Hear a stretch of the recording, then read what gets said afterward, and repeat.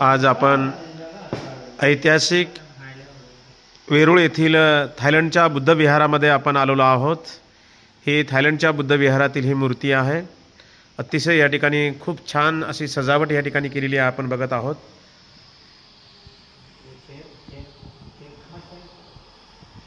हे माझ्यासोबत आलेले भंतेजी आहेत, हे अंगुलीमाल भंतेजी आहेत, हे भंतेजी करुणाबोधी आहेत, हे भंते सागरबोधी जे आहेत, आणि हे लल्लाजी आणि आर्याजी आहेत। हे संपूर्ण बुद्ध विहार आपण बघत आहोत।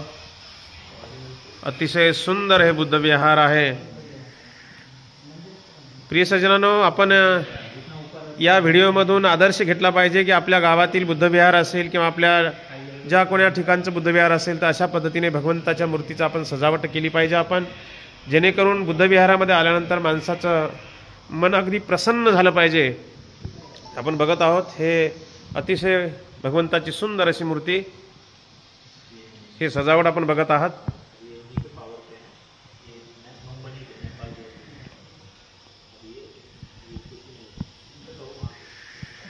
बुद्धभूमी मावसाळा येथे 6 डिसेंबर रोजी महामानव डॉक्टर बाबासाहेब आंबेडकरांच्या अस्थींचं अभिवादन करण्यासाठी संपूर्ण महाराष्ट्रातून लोक मोठ्या प्रमाणावर येत असतात, आणि म्हणून त्या कार्यक्रमाचं निमंत्रण देण्यासाठी आम्ही थायलंडच्या भिक्षूंना निमंत्रण देण्यासाठी आलेलो आहोत।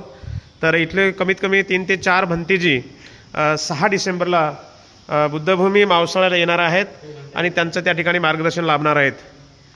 हे थायलंडचे भंतेजी आहेत, खूप छान धम्म प्रवचन करतात ते। त्यांच्यासोबत मला जवळपास आतापर्यंत अनेक वेळेस त्यांच्यासोबत कार्यक्रमाला उपस्थित राहण्याची संधी मिळाली, आणि हे आता काही दिवस फक्त भारतामध्ये आहेत, कालांतराने ते आता थायलंडला रवाना होणार आहेत। आणि म्हणून आपण बघत आहोत हे सुंदर असं बुद्ध विहार आहे।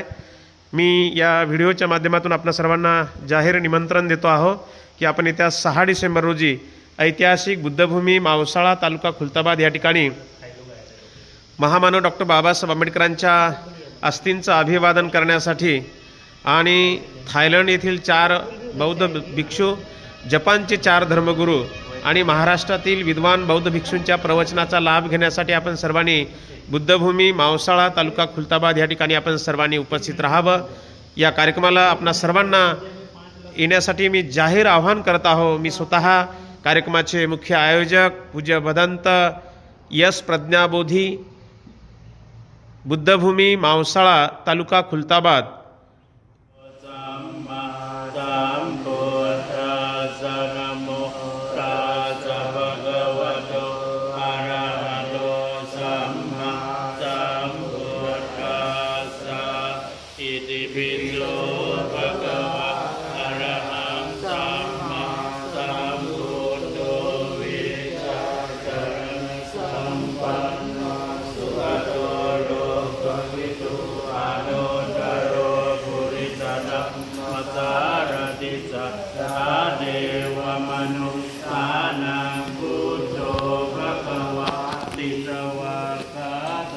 भगवता धम्मो संदेष्टिको अकालिको यहिपासिको ओपनायिको पाचतां वेदितव्यो विन्योभिः पटिपन्नो भगवतो सावक संघो पूज्यो पटिपन्नो भगवतो सावक संघो पटिपन्नो भगवतो सावक संघो सामीची पटिपन्नो भगवतो सावक संघो यदिदं चत्वारि पुरुषयुगानि आठपुरुषपूकः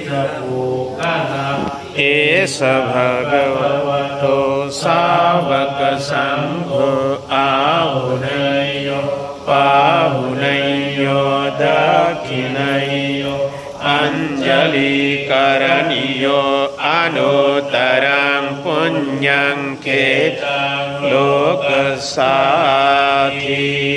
पाहुं सहस्रमविने निमित्तसावुधन्तं गिरिमेखलम् उदितघोरससेन दानादिधम्मविधिना जित्वा मुनीन्द्रो तेजसा भवतु ते जयमङ्गलानि कमभियोजित सपरातिं घोरं पनालवकमकमदन्तय कन्ति सुदन्तविधिना जित्वा मुनीन् तेजसा जयमङ्गलानि गिरिगजवरमतिमतभूतं दावगिचकमसनि सुधारुणन्तं नितम्बुसेकविधिना जित्वा मुनीन्द्रो तेजसा भवतु ते जयमङ्गलानि कीतखगमतिः कसुधारुणन्तं धावन्ति यो जनपथं गुलिमालवन्तं इन्दिभिसंहतमनो जित्वा मुनीन्द्रो तेजसा भवतु जयमङ्गलानि मत्वान्कटमुदरम् इव गाभिनी चिंसाय दुष्टवचनं जनकाय मज्जे सन्तेन सोमविधिना जित्वा मुनीन्द्रो तेजसा भवतु ते जयमङ्गलानि मतिसच्चकवादकेतुवादाभिरोपितमणं अतिअन्धभूतं पञ्ज्ञापदीपजलितो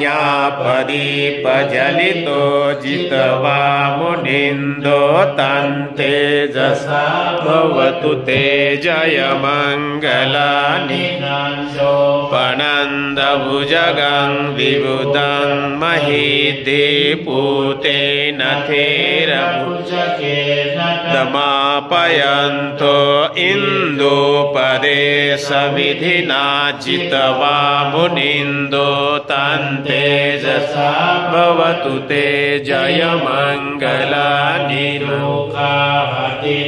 भुजगेन सुदट्टः तं ब्रह्मा विशुद्धिज्योतिमयि भगाविधानं यानागदेन विधिना जित्वा मुनीन्द्रो तेजसा भवतु ते जयमङ्गलानि पिबुद्ध जयमङ्गल अष्टगाथायो वाच दिनदिने सरते मतन्दिहितवाननेकविविधवानि मोक्षं सुखं अधिगमेय नरो सपञ्यो कारुणिको नाथो हिताय सब्बपानिनां पुरे पारमी सब्बपतो सम्बोधिमोत्तमं तेन सच्चवज्जेनं होतु ते जयमङ्गलं तु बोधियामूल्ये सख्यानं नन्दिवर्धनो इमं ओन्तु करे अपराजितपत्रं केचिचे पटविपोकले अभिषेके च पपुटानां अकपतो पमोदते सुनाकातां सुवां करां सुवापतां सुतीतां सुवनो सुमोतो च सुयिता ब्रह्मचारी सुपदाक्षिणा कायकर्मं वाचाकर्मं पदाक्षिणां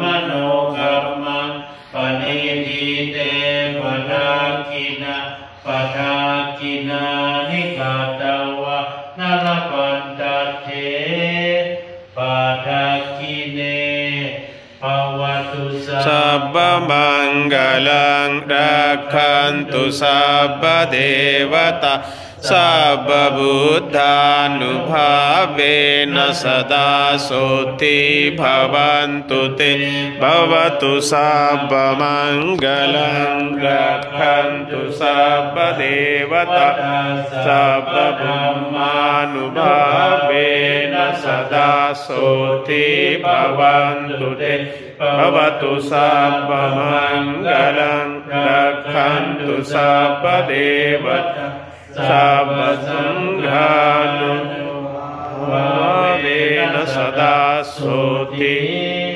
bhavantu te.